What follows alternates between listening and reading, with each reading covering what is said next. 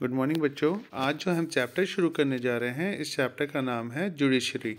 Class 8 का बहुत ही important chapter है। तो कॉन्स्टिट्यूशन ऑफ इंडिया जो है ये सिक्योर करता है जस्टिस, ताकि सभी सिटीजन्स को मिले, सभी नागरिकों को बराबर बराबर जो है लिबर्टी मिले, इक्वलिटी मिले और वो अपने फ्रेटर्निटी को प्रमोट कर सके। इंडियन डेमोक्रेसी जो है बेटा, ये सुप्रीम कोर्ट जो है बहुत ही इम्पोर्टेंट रोल होता है, ताकि वो हमारे फंडामेंटल राइट्स को सेफगार्ड कर सके हर सिटीजन्स के, ताकि कोई हमारे राइट्स का फ़ायदा ना उठा सके। जस्टिस यानी न्याय, जो कि हमारे डेमोक्रेटिक सोसाइटी की आत्मा है, सोल है, ये भी जो है हम एडमिनिस्ट्रेड हो पाए विदाउट फियर और फेवर। इंटीग्रिटी, इम्पार्शियलिटी और इंटेलिजेंस, ये कुछ इसके इम्पॉर्टेंट कैरेक्टरिस्टिक्स है इंडिपेंडेंट जुडिशरी के। इसका मतलब ये होता है कि जुडिशरी में, न्याय में किसी की भी बीच बचाव या फिर पार्शियलिटी नहीं चलेगी। इसीलिए एक डेमोक्रेटिक सेटअप रखा गया है ताकि इसमें सिलेक्शन हो सके। इसका किसी भी पॉलिटिकल पार्टी से कोई भी कनेक्शन ना हो, इन बातों का ध्यान रखा गया है हमारे जुडिशरी सिस्टम में। इसलिए जुडिशरी बहुत ही क्रूशियल या इम्पोर्टेंट रोल अदा करती है हमारे इंडिया के डेमोक्रेसी को फंक्शन करने में। सबसे पहला इम्पॉर्टेंट क्वेश्चन जो इस चैप्टर से पूछा जाता है कि क्या रोल होता है जुडिशरी का, तो सबसे पहला काम है डिस्प्यूट रिजोल्यूशन। डिस्प्यूट मतलब होता है झगड़ा। तो जुडिशियल सिस्टम प्रोवाइड करता है एक ऐसा मैकेनिज्म ऑफ कोर्ट जो कि सिटीजन्स के बीच में कोई लड़ाई हो तो वो सुलझाते हैं, या सिटीजन्स और गवर्नमेंट के बीच में कोई डिस्प्यूट या झगड़ा हो तो वो सुलझाते हैं, या दो स्टेट गवर्नमेंट्स के बीच में कोई झगड़ा हो तो वो भी सुलझाते हैं, या फिर सेंटर और स्टेट के बीच में कोई भी झगड़ा हो तो उसको सुलझाया जाता है। दूसरा काम है जुडिशरी का जुडिशियल रिव्यू, यानी जुडिशरी के पास पावर है कि वो कोई कानून पास करे, जो कानून पार्लियामेंट ने पास किया है उसको रद्द भी कर सकता है अगर वो हमारे कॉन्स्टिट्यूशन में खिलवाड़ कर रहा हो या वायोलेट कर रहा हो। अब थर्ड सबसे इम्पोर्टेंट काम है जुडिशरी का अपहोल्ड करना लॉज को और एनफोर्स करना फंडामेंटल राइट्स को। हर सिटीजन्स जो इंडिया का है वो सुप्रीम कोर्ट जा सकता है या हाई कोर्ट जा सकता है अगर उसे लगता है कि उसके फंडामेंटल राइट के साथ खिलवाड़ किया गया है या उसके साथ छेड़खानी की गई है। तो आखिर ये इंडिपेंडेंट जुडिशरी होता क्या है? इंडिपेंडेंट मतलब होता है कि किसी का भी उसमें रोक टोक नहीं होता जुडिशरी में। जुडिशरी एक गार्जियन है हमारे कॉन्स्टिट्यूशन की, और डिफेंडर जो है हम वो डिफेंड करता है हमारे फंडामेंटल राइट, जो कि 6 फंडामेंटल राइट हमें हमारे कॉन्स्टिट्यूशन ने दिया है, उसको सेव करने का काम जो है गार्जियन की तरह काम करता है जुडिशरी। इसको परफॉर्म करने के लिए बहुत ज़रूरी है कि जुडिशरी जो है वो इंडिपेंडेंट हो और किसी का भी उसमें हस्तक्षेप ना हो। इसीलिए इंडिया का जो है इंडिपेंडेंट जुडिशरी अलाउ करता है कोर्ट्स को कि वो एक बहुत ही इम्पोर्टेंट रोल अदा करे, ताकि कोई भी नेता इसका मिसयूज़ ना कर पाए, चाहे प्राइम मिनिस्टर हो चाहे प्रेसिडेंट हो।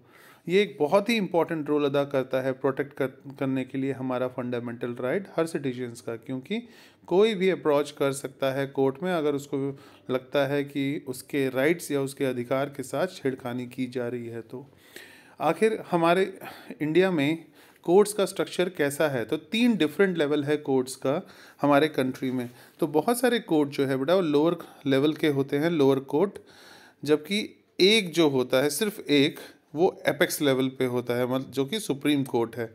तो डिस्ट्रिक्ट लेवल या सब ऑर्डिनेट कोर्ट जो है ये एपेक्स लेवल वाला पूछा जाता है कि एपेक्स कोर्ट किस कोर्ट को कहा जाता है? सुप्रीम कोर्ट को, ठीक है। उसके बाद डिस्ट्रिक्ट लेवल, पहला सबसे नीचे लेवल पे होता है डिस्ट्रिक्ट लेवल का, या उसको सब ऑर्डिनेट कोर्ट भी कहा जाता है।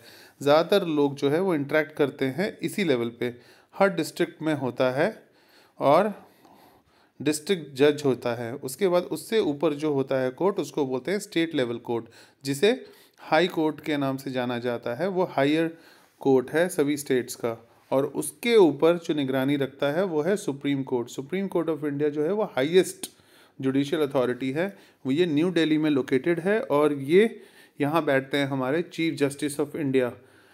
तो इस तरह से आपके लिए आज का 3 क्वेश्चन बहुत ही इंपॉर्टेंट है, जो तुम पता करके बताओगे कि हमारे इंडिया का चीफ जस्टिस कौन है। दूसरा, हाई कोर्ट में हाई कोर्ट जो है ये तो आपको पता ही है। सब ऑर्डिनेट कोर्ट जो है वो किस कोर्ट को कहा जाता है? डिस्ट्रिक्ट लेवल कोर्ट या डिस्ट्रिक्ट कोर्ट को कहा जाता है। और एपेक्स कोर्ट किस कोर्ट को कहा जाता है? Supreme court. तो इनका आंसर्स आपको पता करना है और याद करके रखना है। इंडिया में हम इंटीग्रेटेड है, हम जुड़े हुए हैं जुडिशियल सिस्टम से। इसका मतलब है कि डिसीजंस जो हाई कोर्ट लेता है तो लोअर कोर्ट ने जो एक्शन लिया है उसको ध्यान में रखता है या फिर उससे अलग भी वो अपनी राय रख सकता है।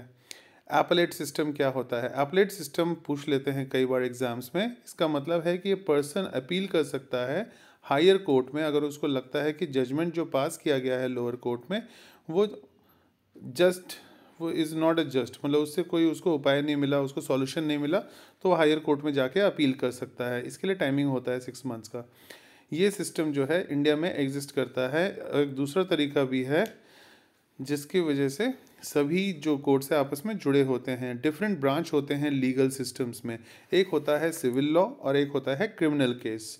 तो क्रिमिनल आईपीसी की जो धाराएं होती हैं वो क्रिमिनल केसेस के अंडर आती हैं। और सिविल लॉज मतलब क्या होता है? इसमें बिहेवियर और कंस्टिट्यूट, किसी को चोट लग गया, उसके बाद प्राइवेट प्रॉपर्टी या कोई कॉरपोरेशन के केसेस हैंडल होते हैं सिविल लॉ में, या फिर शादीशुदा वाले, है ना।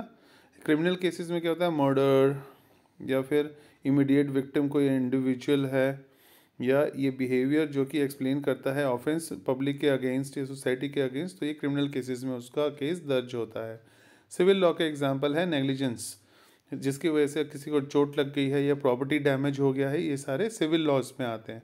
क्रिमिनल केसेस में आता है जैसे मर्डर, असॉल्ट, चोरी, ड्रंकन ड्राइविंग, ये सारे क्रिमिनल केसेस में आते हैं। ठीक है, सभी सिटीजन्स को कोर्ट्स में जाने का अधिकार है। एक और इम्पॉर्टेंट क्वेश्चन है जो इस चैप्टर में अक्सर पूछ लिया जाता है, पीआईएल। ये पीआईएल का फुल फॉर्म क्या है? Public interest litigation. इसमें क्या होता है? 1980s में जस्टिस को एक लेवल ऊपर उठाने के लिए इसमें क्या है, हर इंडिविजुअल या ऑर्गेनाइजेशन एक फाइल कर सकता है पीआईएल हाई कोर्ट में या फिर सुप्रीम कोर्ट में डायरेक्टली। ठीक है, या फिर वो कर सकता है जिसको लगता है कि उसके साथ अन्याय हुआ है। फॉर एग्जांपल, अगर किसी को लगता है कि उसकी प्रमोशन, उसकी जूनियर की प्रमोशन पहले कर दी गई है जबकि वो सीनियर है, तो वो एक पीआईएल डाल सकता है सो दैट उसकी प्रमोशन हो सके और जिस जूनियर की प्रमोशन हो गई है उसको रुकवा सके वो। तो ये इस चैप्टर का इम्पोर्टेंट पार्ट था। आई होप सो ये चैप्टर समझ में आ गया होगा। Thank you.